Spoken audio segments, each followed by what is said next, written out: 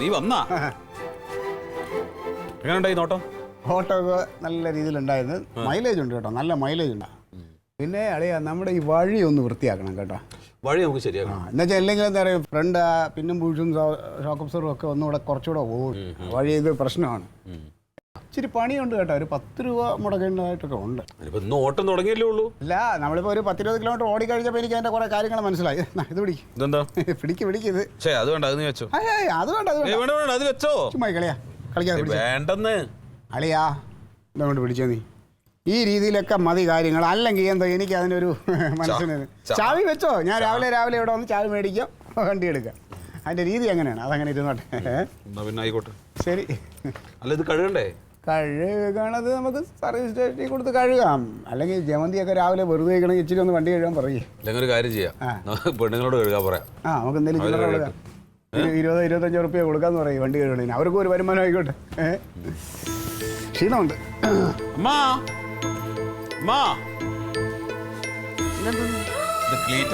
ഓട്ടം വലിയ കുഴപ്പമില്ലായിരുന്നു, നന്നായിരുന്നു. വന്നാ അല്ല, എന്തിനാടാ ഇത് വാങ്ങിച്ചത്? അത് അവൻ്റെ ഒക്കെ കൊടുത്താൽ പോരായിരുന്നു. ഞാൻ വേണ്ടാന്ന് പറഞ്ഞാ പിന്നെ അവൻ എന്നെ പിടിപ്പിക്കുകയാണ്. പിന്നെന്ത് ചെയ്യും? എന്താ ചാവി വെച്ചോ. ഇതോടെ ഒന്ന് നന്നായി കണ്ടാൽ മതിയായിരുന്നു. നേരാവെന്ന് തോന്നുന്നുണ്ട് കേട്ടോ. അല്ല ഇവൻ ഇത് കൊണ്ട് തരത്തില്ലായിരുന്നല്ലോ.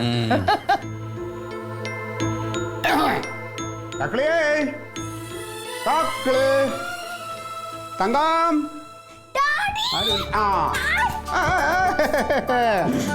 ട്യൂഷനൊക്കെ പോയോ?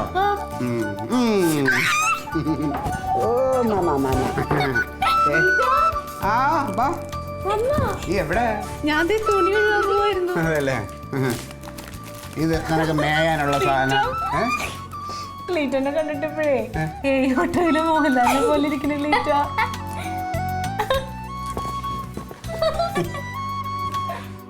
മേരിക്കുട്ടി, മേരിക്കുട്ടിയുടെ ശ്രുതി ഇതേ വന്നിരിക്കുന്നത്. അതെ, ഓട്ടോ സ്റ്റാൻഡിലെ ചില പിള്ളേർ പറഞ്ഞു എന്നെ കണ്ട മോഹൻലാലിന്റെ പോലെ ഇരിക്കുന്നു. പക്ഷെ ഞാൻ പറഞ്ഞ കളിയാക്കിയത് സത്യമാണ്. ജീവിതമല്ല മോളെ, ഇച്ചിരി കഷ്ടപ്പാടും ബുദ്ധിമുട്ടും ഒക്കെ നമ്മൾ സഹിച്ചേ പറ്റൂ. പക്ഷേ അതിന്റെ സന്തോഷം കാണാൻ പറ്റണില്ലേ? അതെന്താ പച്ചക്കറി? ഇതെന്താ? 1 2 3 4 4 തങ്കത്തിനുള്ളത്. മുതലാളിക്കുള്ള അവിടെ കൊടുത്തിട്ടുണ്ട് കേട്ടോ, 150. ഇത് പാവം ക്ലീറ്റോയ്ക്ക് നാളത്തെ ചിലവിനുള്ളത്. പിന്നെ ഈ 200 രൂപയ്ക്ക് എണ്ണ അടിച്ച്, പിന്നെ 50 രൂപ 100 രൂപയുടെ സാധനങ്ങളും മേടിച്ച് എല്ലാം കഴിഞ്ഞു. എനിക്ക് ഭയങ്കര സന്തോഷമായി. നിങ്ങളുടെയൊക്കെ സന്തോഷം അതാണ് ക്ലീറ്റോയുടെ സന്തോഷം. വാടി നമുക്ക് ഇച്ചിരി കളിക്കാം. ഞാനേ എവളുമായിട്ട് ഇന്ന് ഞാൻ ജയിക്കുക. ഞാൻ ജയിക്കും, ബെറ്റ് വെക്കണം. നമുക്ക് ഇന്ന് മറ്റേ അല്ല, എന്നിട്ട് ഓട്ടോ ഒക്കെ ഉണ്ടവന്? കുഴപ്പമില്ല, ഇപ്പൊ സുഖമാണ്.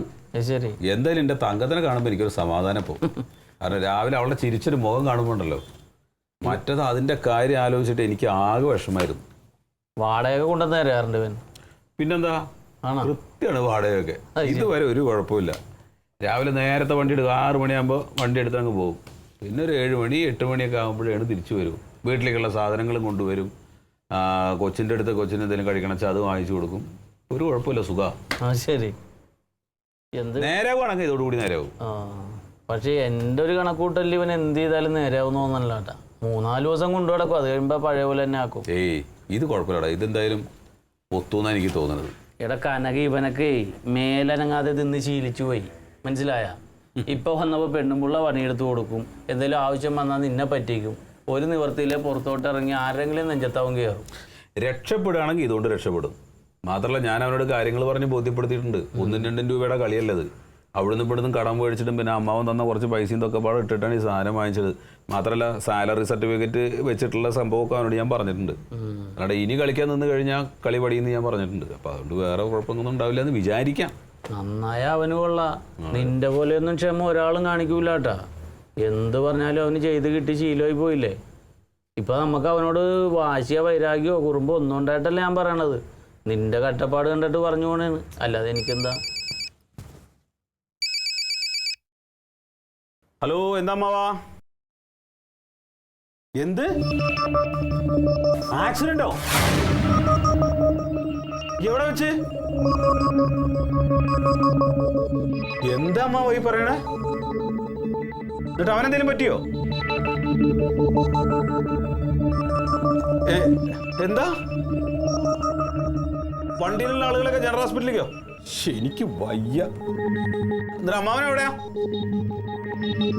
ആ ശരി, ആ ഞാൻ വരാം. എന്താടാ കനക? എന്താണ് ആക്സിഡന്റ് എന്നൊക്കെ പറഞ്ഞല്ലേ? എന്താണ് വണ്ടി ആക്സിഡന്റ് ആയിരുന്നു. ഏത് വണ്ടി? ഓട്ടോറിക്ഷ. പീറ്റസിന്റെ? ആ. അയ്യോ, അവന് വല്ലതും പറ്റിയ? ഏതോ ഒരു മതിലിന് കൊണ്ടുപോയിട്ട് ഇടിച്ചിട്ട് മതിലൊക്കെ ആകെ തകർന്നു. വണ്ടിയിലുണ്ടായിരുന്ന ആളുകളൊക്കെ പാടെ കൂട്ടിയിട്ട് ജനറൽ ഹോസ്പിറ്റലിലേക്ക് പോയിട്ടുണ്ടെന്ന്. അവന് വല്ലതും പറ്റിയ? അവന്റെ നില അതീവ ഗുരുതരാന്നാ പറയണേ. എനിക്ക് വയ്യ. നീ എഴുന്നേറ്റേ വാ, നമുക്ക് പോവാം. ഞാനും വരാം. ഞാൻ എന്ത് ചെയ്യും ഫാസില്? ഇനി പറഞ്ഞ് കരഞ്ഞിട്ടെന്താ കാര്യം? നീ എഴുന്നേക്ക്, നമുക്ക് ആശുപത്രിയിലേക്ക് പോവാം. നിന്റെ കയ്യിൽ പൈസ എന്തെങ്കിലും ഉണ്ടോ? എൻ്റെ അടുത്ത് ATM കാർഡൊക്കെ ഉണ്ട്, നീ എടുക്ക്. വാ, നടക്ക്.